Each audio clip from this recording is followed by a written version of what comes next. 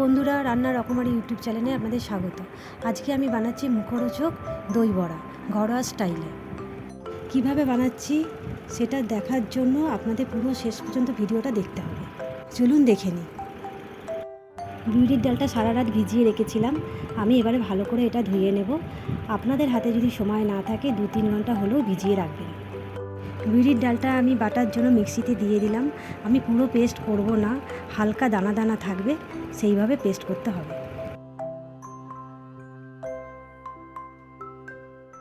ডালটা আমার বাটা হয়ে গেছে। এই যে এবারে দেখে নেন, পুরো মিহি করিনি, হালকা একটু দানা দানা রয়েছে। এবারে ডালের মধ্যে আমি একটু নুন, মৌরি আর জিরে দিয়ে ভালো করে ওটাকে ফেটিয়ে নিতে হবে।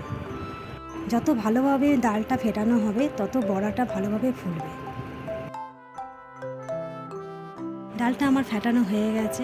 এবারে জলে আমি দিয়ে দেখছি, সেটা যদি একটু ভেসে ওঠে তাহলে বোঝা যাবে ডালটা ভালো মতো ফেটানো হয়ে গেছে। দেখুন আমার ডালটা ভালো করে ফেটানো হয়ে গেছে। এখানে আমি জিরেটা শুকনো খোলায় ভেজে নিয়ে গুঁড়ো করে নেব। কড়াইতে তেল দিয়ে এবারে বড়াগুলো একটা একটা করে ভেজে নেব। আমি একটু ছোট ছোট বড়াগুলো করেছি, আপনারা চাইলে বড় বড়ও দিতে পারেন। বন্ধুরা, আমার চ্যানেলে এরকম আরও মুখরোচক রেসিপি রয়েছে, তার লিঙ্ক আই বাটনে দেওয়া রয়েছে, দেখার অনুরোধ রইল।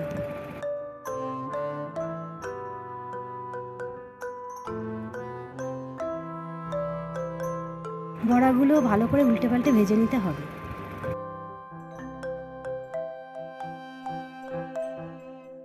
বড়াগুলো আমি বেশি কড়া করে ভাজবো না, বেশ সাদা সাদা মতোই থাকবে। বড়াগুলো আমার ভাজা হয়ে গেছে, এবারে তুলে রাখছি। হালকা গরম জলের মধ্যে আমি নুন দিয়ে বড়াগুলো ভিজিয়ে দিলাম।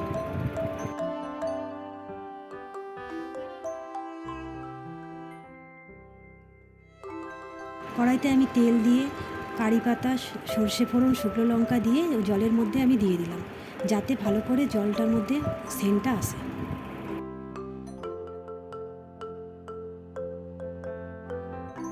বড়াগুলো জলের মধ্যে দিয়ে 1 ঘন্টা আমি ঢাকা দিয়ে রেখে দিলাম।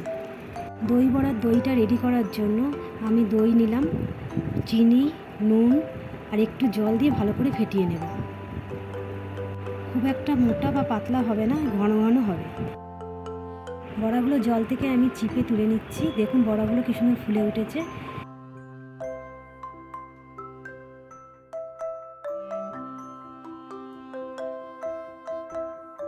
বড়াগুলো আমি এবার রেডি করে নেব। তার জন্য ফেটানো টক দইটা ভালো করে বড়ার মধ্যে দিয়ে দিলাম।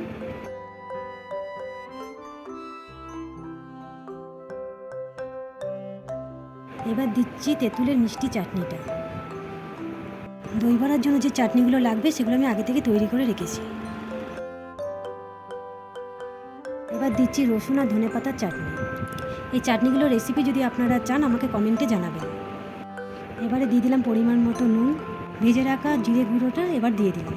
এবারে ওপর থেকে দিয়ে দিলাম সেও ভাজা। এবারে এটা রেডি করে আমি 1 ঘন্টা মতো ফ্রিজে রেখে দেবো। ফ্রিজ থেকে বের করে নিয়েছি। দেখুন আমাদের দই বড়াটা কী সুন্দর নরম হয়েছে। আজকের ভিডিওটা কেমন লাগলো আমাকে কমেন্টে জানাবেন। ভালো লাগলে একটা লাইক করে দেবেন, আমার চ্যানেলটিকে সাবস্ক্রাইব করে দেবেন।